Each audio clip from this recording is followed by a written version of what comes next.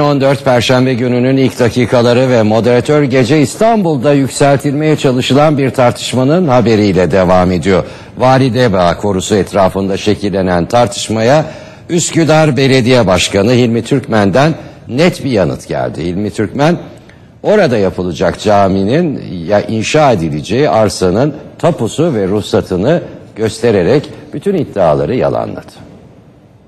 Arkadaşlar bakın bu cami ruhsatı. İşte tapumuz.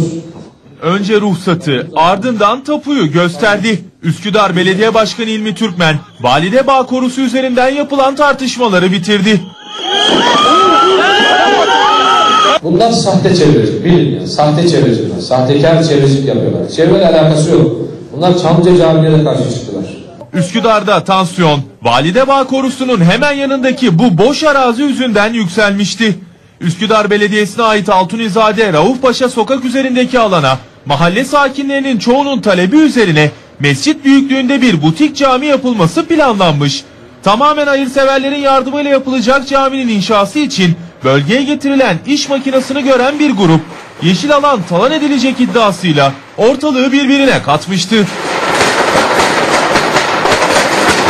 Tartışmalara son noktayı Üsküdar Belediye Başkanı Hilmi Türkmen koydu.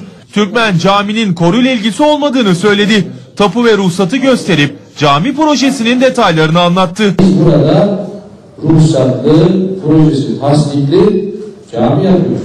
Arsamız burada. Cami, lojman, bak lojmanla ilgili bir şey söylüyorum size. Lojman, burası da cami cemaatinin namaz öncesi gelip oturup işte namaz vakti bekleyecek bir alan. Tesis, sosyal tesis, cami ve lojman. Başkan Hilmi Türkmen mahalle sakinlerinin yaptıkları eylemin iç yüzünü de anlattı. Protestocu grubu sahtekar çevreciler olarak niteledi. Yıllardır, bakın yıllardır diyor, 10 yıl, 15 yıl bilmiyorum sayıda, yıl 10 yıldan fazla bedava bir kuruş ücret ödemeden bizim bu alanımızı otopark olarak kullanıyorlar. Ne çevreciliği? Bunlar sahtekar çevreci. Dolayısıyla burayı otoparklarını ellerine alıyoruz. Yok öyle yapma arkadaş. Tartışmalar